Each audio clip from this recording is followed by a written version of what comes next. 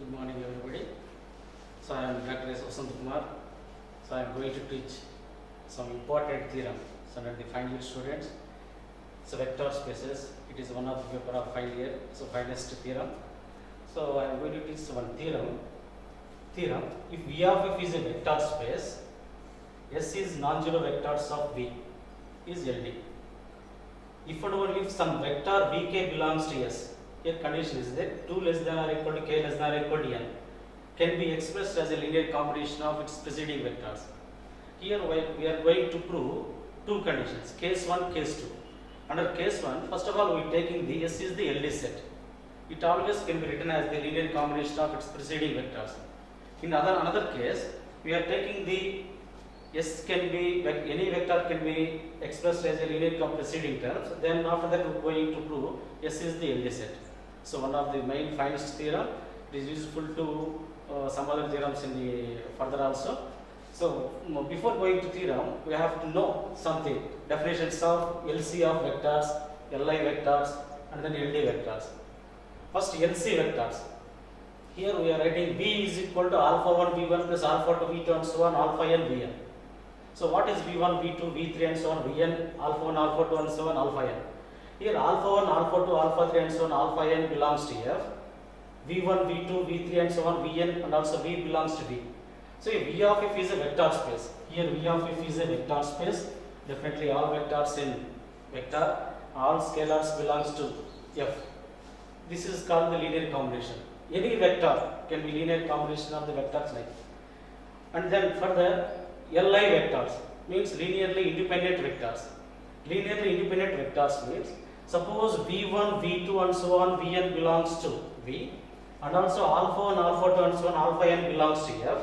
This can be written as alpha 1 V1, alpha 2 V2 and so on alpha n Vn equal to 0. Here all scalars must be 0. Then only we say that vectors are Li vectors. Then after that LD vectors. See LD vectors, it is also similar to the Li, but some condition will be changed. Here alpha 1 V1 and so on alpha 2 V2 and so on alpha n Vn equal to 0. Here also the vectors V1, V2 and so on Vn belongs to V. That means vector. All scalars alpha 1, alpha 2, alpha 3 and so on alpha n belongs to F. But here condition is the scalars all are not zeros. At least one non-zero. At least one non-zero alpha n equal to 0. Maybe alpha 1 0, alpha 2 0 and so on alpha 3 0 and so on alpha n minus 1 also 0. But except one is non-zero, that vectors can be say the linearly dependent vectors. These three definitions very useful to go through the theorem. It is also very important theorem. See, go to the theorem. So first of all we are taking in theorem case 1 we taking the LD set. Then we prove the any vector can be expressed as a linear combination of its preceding vectors. Say the case 1. Case 1. Let me take S equal to V1, V2, Vk minus 1, Vk, Vk plus 1 and so on. Vn is the LD set. LD set means, so non-zero scalars will be there. Therefore, any LD or Li, whatever it may be, we can write the linear combination equal to 0. So by taking vectors V1, V2 and so on, Vk minus 1, Vk, Vk plus 1 and so on, Vn can be written as linear combination equal to 0. Therefore, alpha 1 V1 and so on alpha k minus 1 Vk minus 1 plus alpha k Vk plus alpha k plus 1 Vk plus 1 and so on alpha n Vn equal to 0. Here, see, here the vectors are linearly dependent. Scalars are non-zeros. Therefore, here we are taking one condition. Let k be the largest suffix of alpha, where alpha k not equal to 0. So largest suffix means there is no big number behind this alpha k. Therefore, alpha k is the maximum number. Therefore, we put it right in the equation alpha 1 V1 plus alpha 2 V2 and so on alpha k minus 1 Vk minus 1 plus alpha k Vk equal to 0. The above expression is converted like this. That is called equation 1. Then here we are taking suppose k equal to 1. Suppose we are taking k equal to 1. The equation 1 can be so written alpha 1 V1 equal to 0.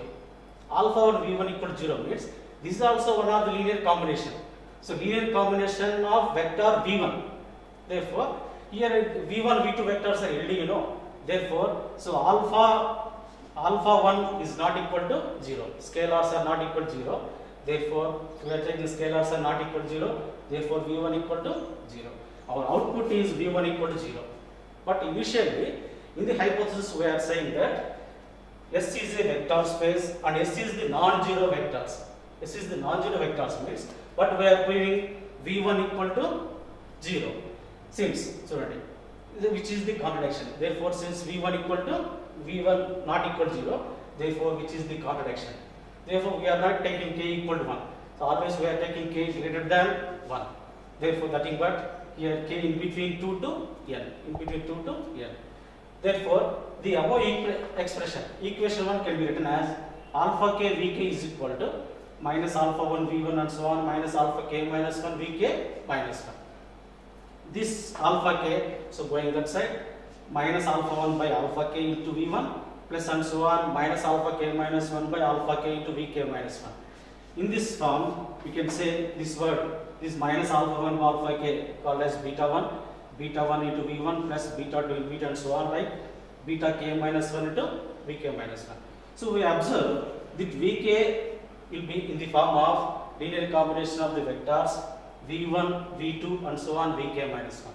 See, linear combination of vectors V1, V2 and so on Vk minus 1.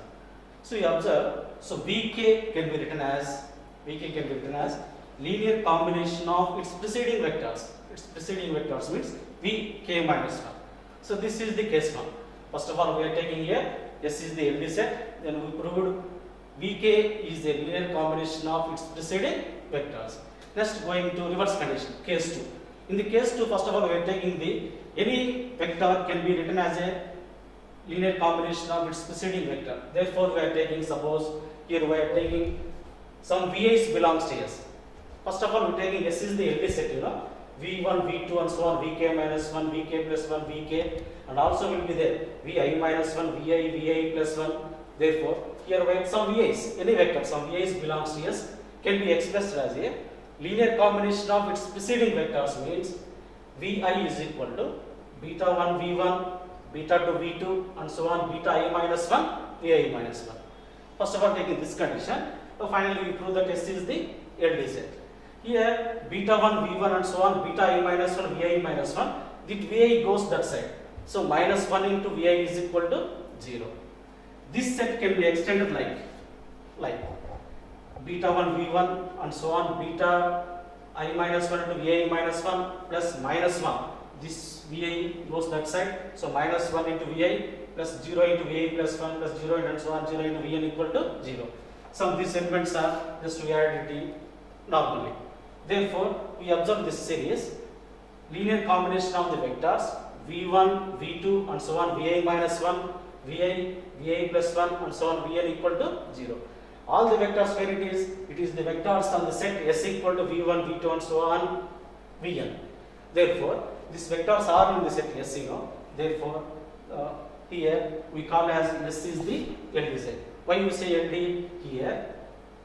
All scalars are not 0, at least one non-zero. Therefore, here Vi coefficient is minus 1. You know, one scalar is not equal to 0. Therefore, definitely we say that S is the LD set. Therefore, this theorem is very important to going to the students for further solving the theorems. So, this is the very main finest theorem.